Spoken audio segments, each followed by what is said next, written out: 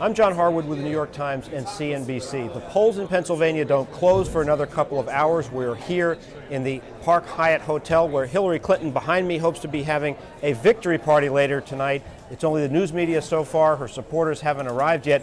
But Barack Obama is planning to leave the state when the polls close at 8 o'clock. Why is he doing that? It's because he doesn't expect to win this state. And why doesn't he expect to win the state? It's because Pennsylvania is heavy with the white working class voters who are concerned about the loss of manufacturing jobs. And in past states, those voters have favored Hillary Clinton. The message basically is the same from both with respect to some of our issues. But I think that grasping for the past and grasping from her husband's administration is going to propel her with union members, at least in Pennsylvania. I lost my job under this president. I worked at a steel manufacturer for 30 years. That job went away. Bills are higher than ever before. My health care costs me more. I'm making less money. It's harder to make ends meet. We can't lose any more of our manufacturing base. We're down so low as it is. I think what people are hoping for is that someone comes along with some new ideas. Well, we're now at the point of the evening where we're beginning to get the first wave of exit polls that tell us a little bit about the nature of the turnout here in Pennsylvania. Joined by Jeff Zeleny, again, my colleague with the New York Times. And Jeff, when you look at the proportion of some of the voters that we've been concerned with, union voters, slightly smaller in comparison to what turned out in the state of Ohio, where she won by 10 points. Those making under $50,000, about the same percentage, about 44%. Those without college degrees, slightly smaller. What does that tell you about the direction of things tonight? Well, it tells us one thing. The Obama campaign has spent so much money here, really some $11 million. So they have reduced their disadvantages in some of these areas, some of the problems they had in Ohio. But some of these numbers are not boding well for Senator Obama. They're not closing the gap as much as they had thought. And one area of specific concern for him is Catholic voters. Catholic voters, you mentioned those in the state of Ohio, which Hillary Clinton won by 10 percentage points. They were 23% of the vote.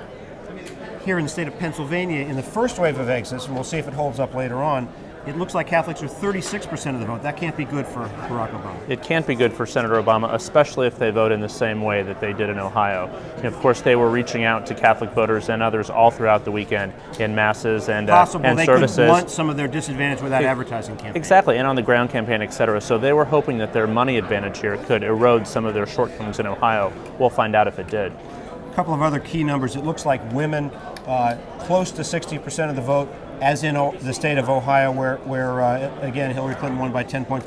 White voters, slightly higher percentage of the vote here, 76% in Ohio, 80% in Pennsylvania. Again, another indicator. We don't know yet how people voted in the end, but another indicator that's positive for Hillary Clinton. It is.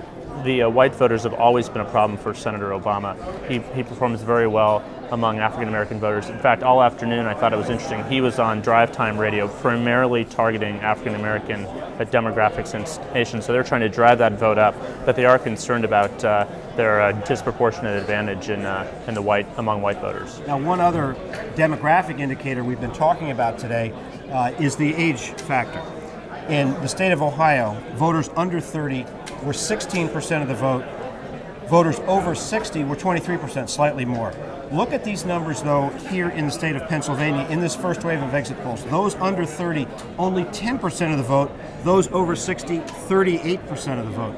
Is the Obama campaign got any plan, given how old the state of Pennsylvania is relative to many other states they've competed, any plan to systematically pursue older voters and try to reduce his disadvantage there? They've certainly been trying to reduce the disadvantage among older voters. They've been bringing older surrogates in. And Mrs. Ethel Kennedy was in for one talking to voters, Senator Kennedy was. But going forward to Indiana and North Carolina, if this race goes on, and we have no reason to believe it won't, they must do better reaching out to these older voters.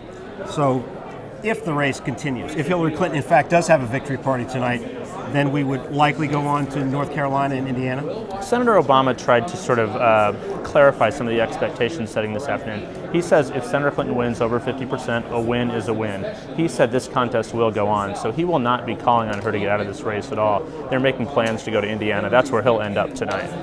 Thanks, Jeff, and we'll have more on those exit polls and the actual voting returns later in the evening.